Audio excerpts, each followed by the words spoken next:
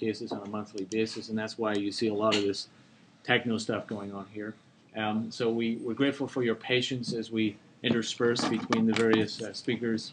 We're delighted Dr. Anthony Arnold is here today from ophthalmology. He's going to help us with some of the interpretation of visual fields. And as always, we have Dr. Enrico Salomon from neuroradiology and Aaron from neuropathology.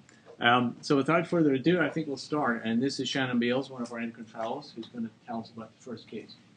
Hi there, good afternoon everyone. As Dr. Heaney said, my name is Shannon. I'm one of the endocrinology fellows, and I'd like to just tell you about patient AD today. He's a 25-year-old male who was complaining of 2 weeks of vision loss, which was quite dramatic, which manifested in ways such as being unable to read half of the street signs when he was driving on the freeway. He was then evaluated by ophthalmology, who requested an MRI, which subsequently discovered a pituitary tumor. Review of systems, patient denied headaches, loss of libido, galactorrhea, or fatigue. The exam in the clinic office revealed decreased visual acuity with loss of peripheral vision just grossly bilaterally, somewhat worse on the right than on the left. He had no stigmata of Cushing's disease or acromegaly, but he did also have notable gynecomastia bilaterally. Social history is notable for a history of frequent marijuana use. So this is a picture of his marked gynecomastia. As you can see along the lateral edges of his chest, there is indeed a significant gathering of breast tissue, which to palpation was not simply fatty tissue, but was actual breast tissue.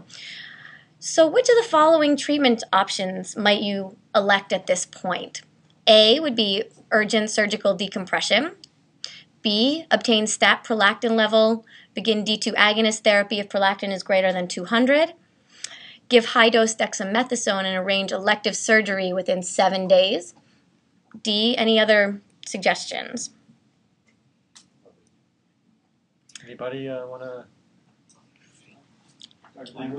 I would obtain his estradiol level because he not only has gynecomastia, but he has very dark pigmentation of his nipples, which is an estrogen effect, not a prolactin effect. Interesting, interesting. Okay. Anybody, one of the neurosurgery residents want to take a bite? I think I definitely want to know, the progression of the vision loss. If this was somebody that had deteriorating vision loss in the last 24 hours, then I would definitely be thinking of emergent surgery or urgent surgery versus it's slow. You may be able to get away with medical management if it is the prolactin level.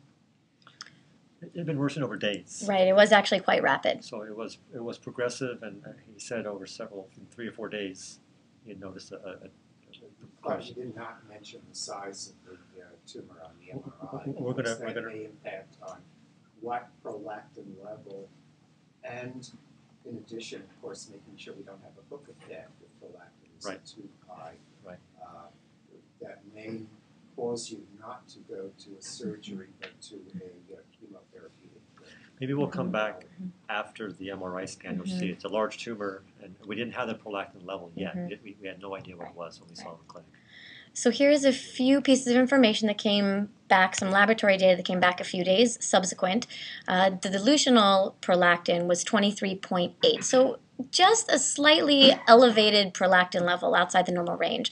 A 4 p.m. cortisol was 5. Thyroid stimulating hormone 0.67 with free T4 of 1.2, both within the normal limits. And at the time, pending insulin growth factor 1, testosterone, and ACTH. At this time, I'd like to ask Dr. Arnold if he would please come up and present his findings. My findings? I don't have any findings. But did it?